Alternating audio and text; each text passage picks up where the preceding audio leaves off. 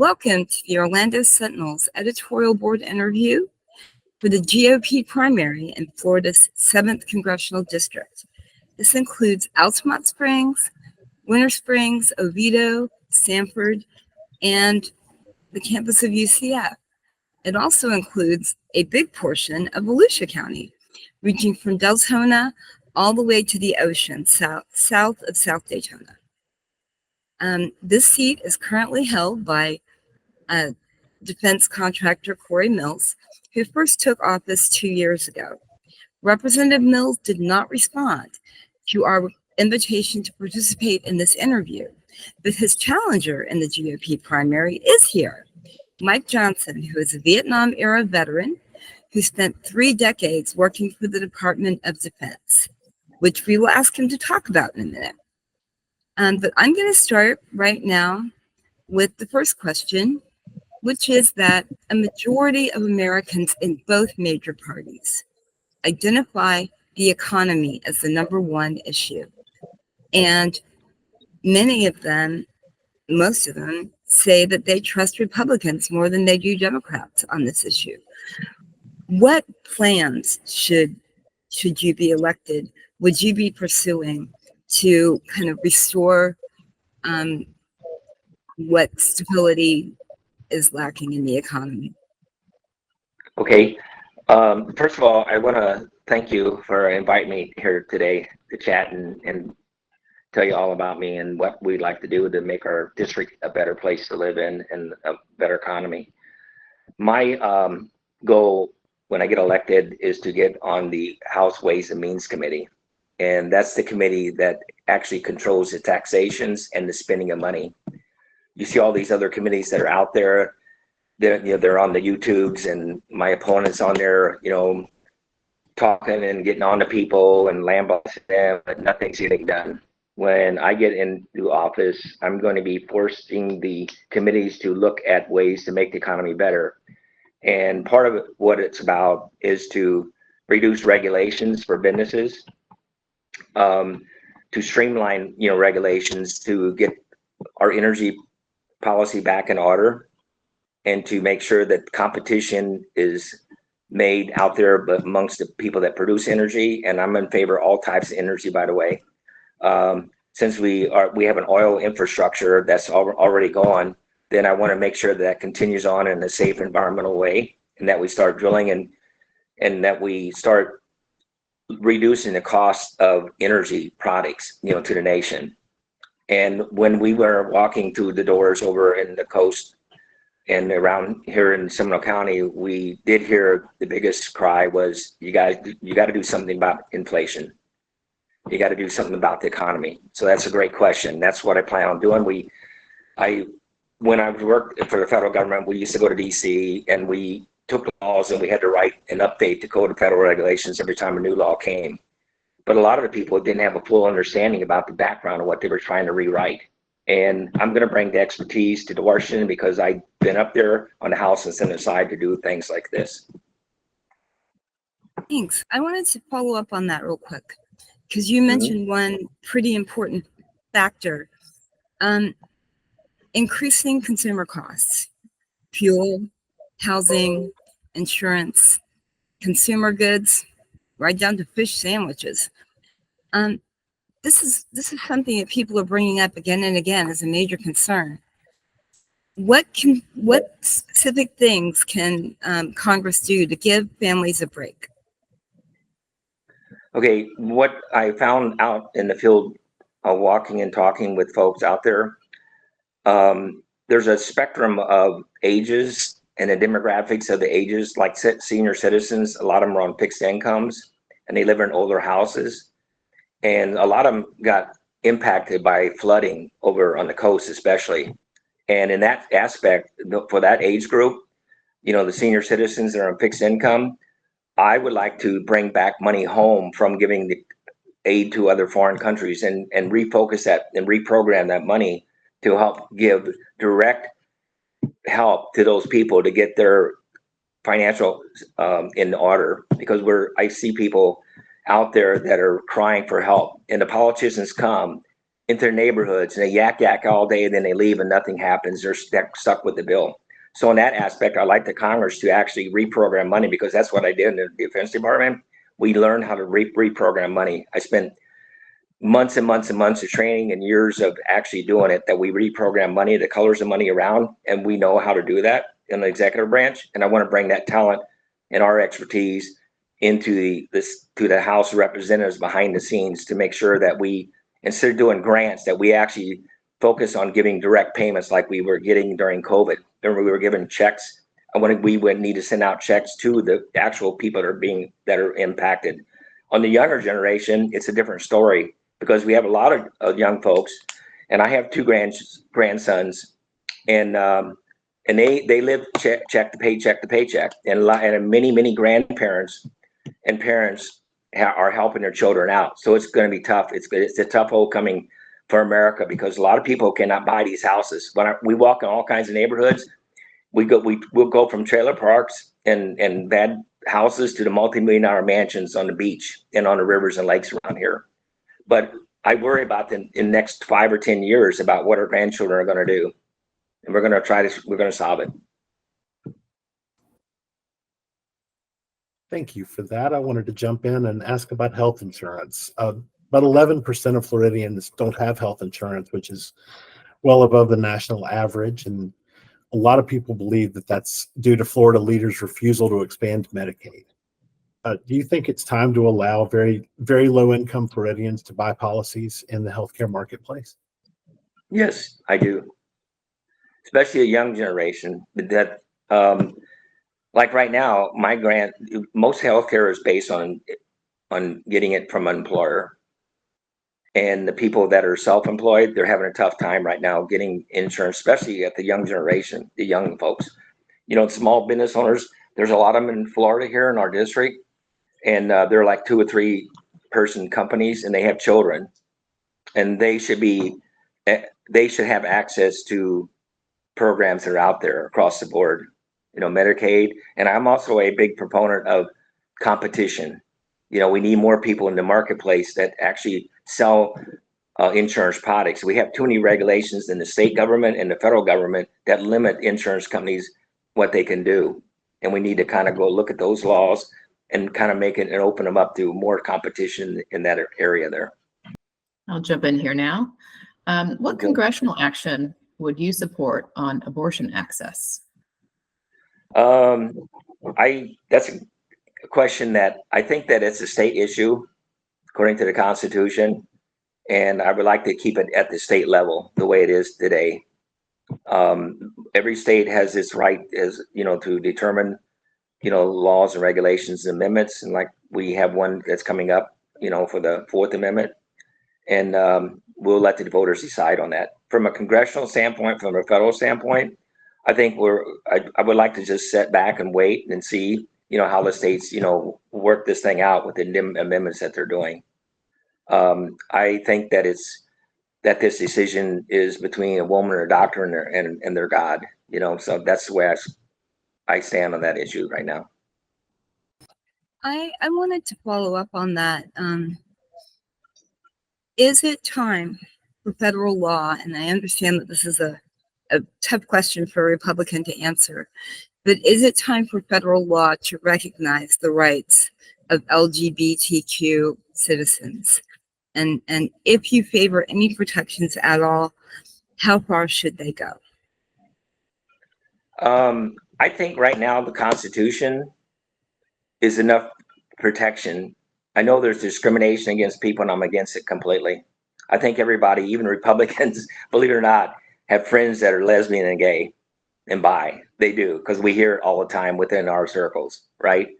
So all the dialogue going out there to make people not want to accept that lifestyle into our society, I think a lot of them are actually not being very honest about what they do in their private lives with that matter.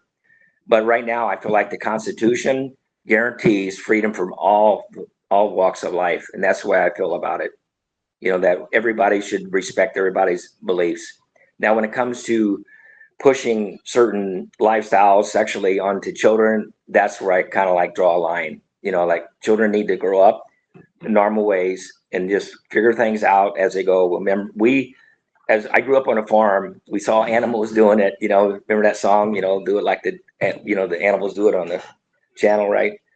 We remember that song. We learned things on the farm that before we had sexual education classes, we already knew what it was all about, right? And our society right now, it's the same thing going on behind the scenes, including Republicans and conservative people. If you hang out with certain people that they go to church and they're really religious, they're still talking liberally, by the way, in the subject behind closed doors. So I'm very moderate in this area here. I'm not against any kind of lifestyle. That's up to them. But when it comes to children and pushing on the children in classrooms and in the parks around our country, we have to worry about our children, about all kinds of bad things happening to them. That's where we have to make sure that we cover and make sure that doesn't happen.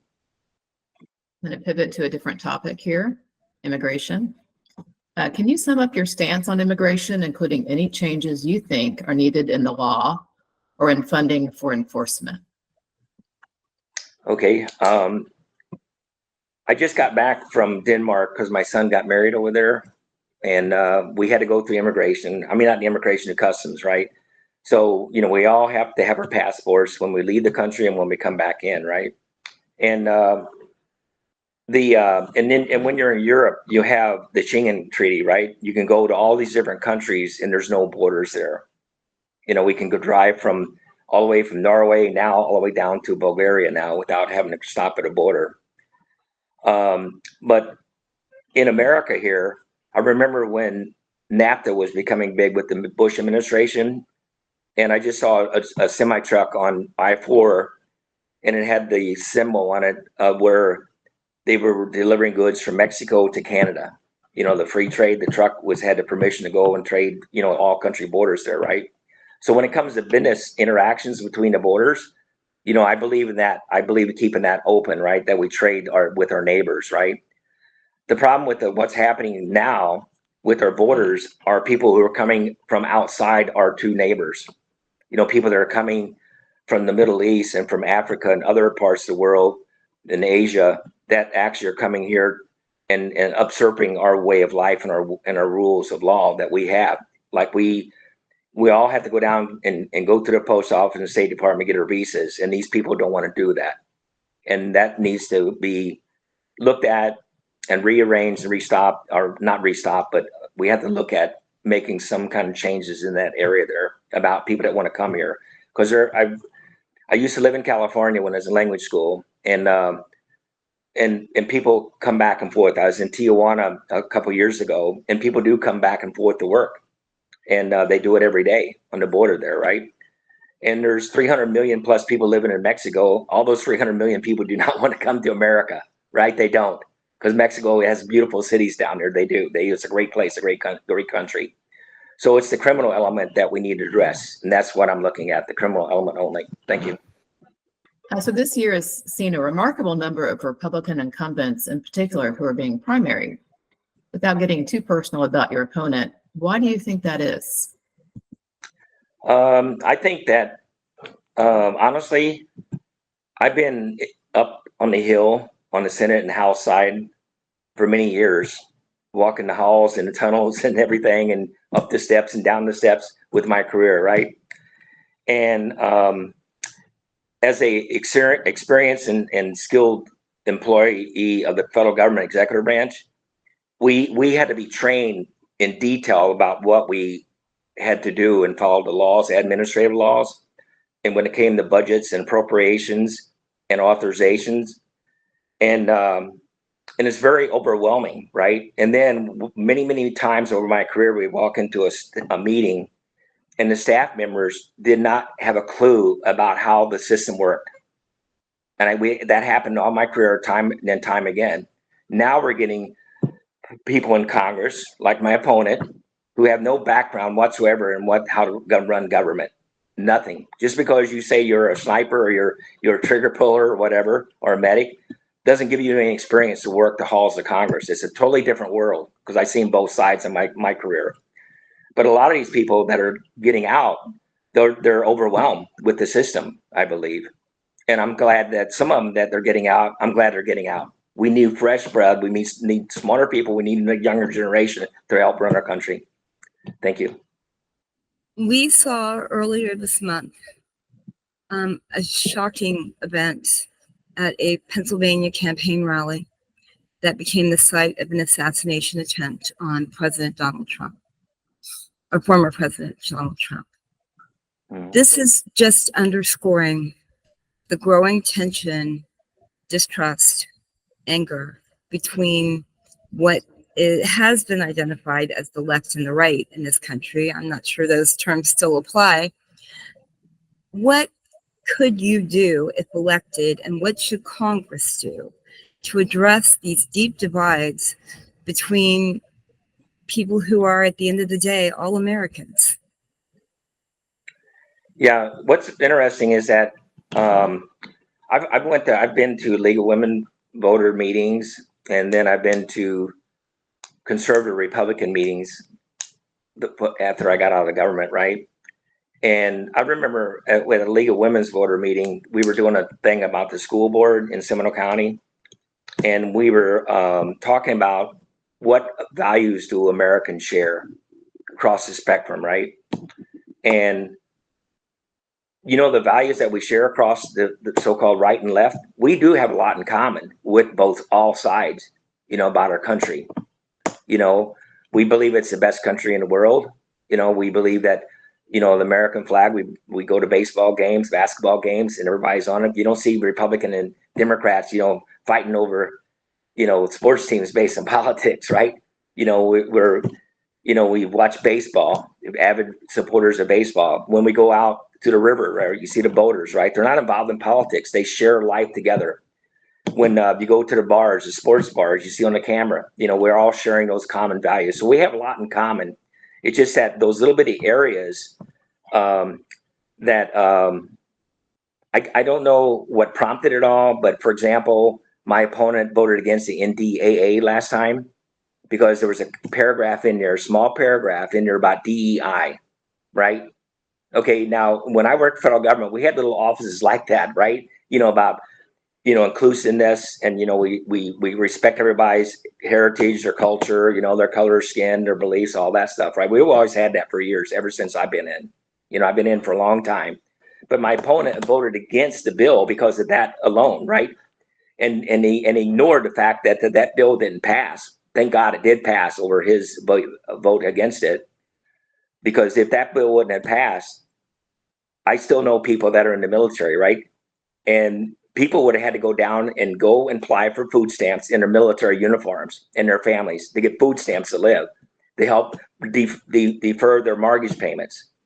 You know, so those little bitty things that are trying to divide our country, those are issues that we need to address and try to resolve them and say, hey guys, let everybody alone, let them do their thing. Thank you. I wanted to step in and ask about climate change. I know that a sizable majority now believe that the nation's already suffering the impacts of climate change, but there's been so much opposition to the big measures that might address that, including things like the elimination of gas-powered vehicles, increased energy efficiency standards, and everything from manufacturing to home use. What sort of mandates would you support to address climate change? Jay, I hate to say it, and I don't like that word mandate on anybody. Like, you know, you mandate this for me and I mandate for Julie, you know, and for Barb. I don't believe in mandates. I believe in competition, right? I believe, you know, if you go to the Dearborn Museum, the Ford Museum up in Dearborn, Michigan, and you know, it's a great museum. It's better than ones in Smithsonian, right, in Washington D.C. And there's it has the history of how we got where we're at with the automobile, right, with the gasoline. But you know, Thomas Edison was very in competition and others with the electric automobile way back then, and those vehicles are on display up there. It's amazing. And it just so happens that gasoline went out because it was cheaper to put into the vehicle, right? And there was a lot of hanky panky going on, you know, with Ford, Henry Ford, you know, and all that stuff, with his patent and all that stuff, by the way. So I believe in competition. That's how we get things done. Our cell phones that we have, look how advanced they are now. You know what I'm saying? With the competition, when they broke up AT&T, the breakup of AT&T is what gave us all the high-tech technology we have with their phone system and communication now. And I believe that's the same for the, energy industry. And for climate change, I know it's getting hot because I've been out there walking, saying in 104-degree heat index, right? But I'm still plowing through there to do it. And it is amazing. And I know that I listened to scientists that, I took an earth science class in college, and it was very interesting to learn about the cycles of the sun and the solar flares and all that stuff. And then when I went to Norway, I went to a glacier up there with my son, and they had a history of the climate patterns in the history of the earth, right? And we have periods of hard cold winters, and we all have periods of climate change where it's hot. So there's like a big debate between whether or not it's caused by emissions, but I know that I'm against emissions, by the way, and that I see it in the air sometimes. But thank you. Thank you. And I have one more semi-related follow-up. One thing about climate change is that it can affect the size of major weather events. We've seen so much increase in the violence and the frequency. And in states like Florida, that has really affected home insurance rates. It's pushed them sky high. And now other states are starting to see a spike in natural disasters, whether it be flooding or droughts. Do you support a national catastrophic fund that would spread that risk across the entire nation in terms of insurance? When you say you're talking about nationwide fund, because Yes. in a way we do have things that are set up with FEMA. We have the flood insurance program that's nationwide already. Some of the way that the funds are, I guess, divvied out or whatever, are used. I think that those funds need to be looked at, because a lot of money is going to people in places where it shouldn't be going. And I remember in the beginning of our interview, there's people that are impacted locally. Okay, those people need to be taken care of. And then we have to have a major infrastructure program in our country to address a lot of the areas that are flooding. The infrastructure regarding the flow of water across our cities. And I've come across people where they were devastated with the runoff from developments coming down to the older parts of the city and flooding their houses out, which never happened all their life. And it wasn't just because of the hurricane.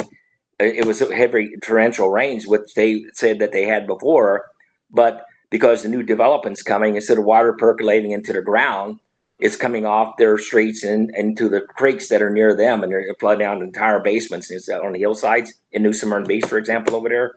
And so I've seen that, right? So the other thing on that question is that when you walk along the beach, we walked along Ponce Inlet over there, that's part of our district, and southern part of Port Orange down there. You got these multi-million-dollar mansions being built right on the water.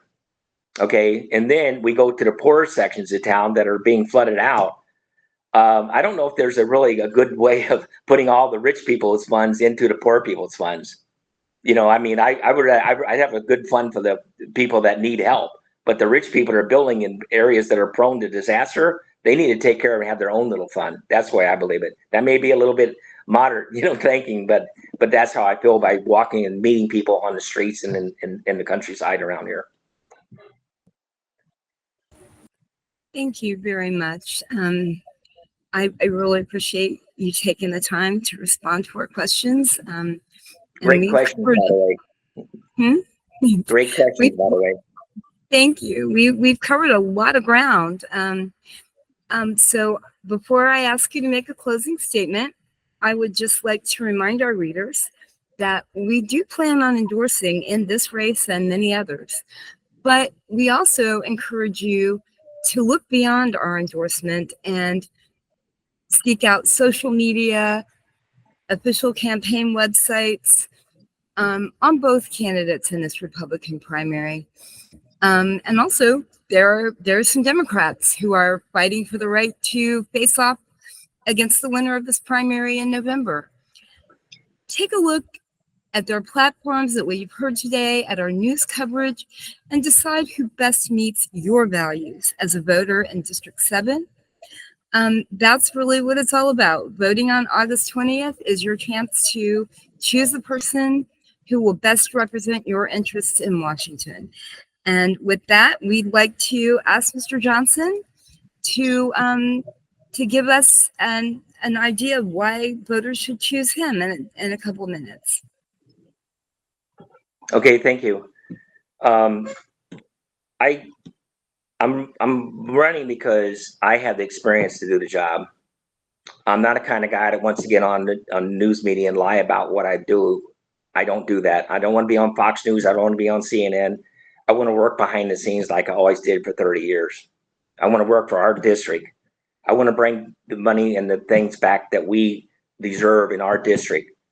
You know, I'm tired of people talking about fighting other wars over there across the countries and taking sides with one clan against the other. We want to bring that money back home here because we give our districts give billions of dollars with the taxes and with the company the taxes to Washington D.C. and they get to spend it the way they want, right? My opponent has not brought much back at all and nothing to Volusia County at all. I plan on making a big change. I want to work with the local transportation because every time I go up I-4, you know, it's a mess, right? I saw cars on fires, wrecks almost every day. And we need to build our infrastructure up. I want to bring that money back here. I want to work with local governments. And I met with a lot of them over the past month or two.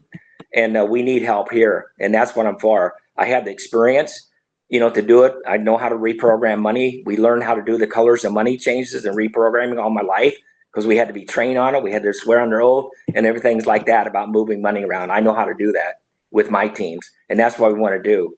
We can reprogram money. I know where the fat is because all training I've done all my life in the government, we were always told to pat everything, right? Because we know that Congress would try to cut it, right? So we would pat it, right? But I'm a kind of guy that when I worked for our government, I was in programs where I was part of a team that actually we had to shut down the space program, you know, the space shuttle program. I was part of a team over at NASA where they asked me, our team, to come over there to audit that. And we had to cut the International Space Station program in half. My teams went in there and we identified all the stuff that wasn't done correctly and we decided to cut it in half. Same thing with the Army jobs. I had an office for a while at Boeing Corporation. I was brought in there, you know, to see what was going on. And we had to shut down the largest Army program in the history of the Army, $15 billion, because nothing was being done. All the subcontractors were doing their thing, but the big guys like Boeing, they weren't. So we had to testify. We had to analyze it with my teams that I led, and we finally shut the program down. And you see Boeing is now under scrutiny right now because it takes years for the justice to turn with these guys. But thank you very much, everyone. Thank you.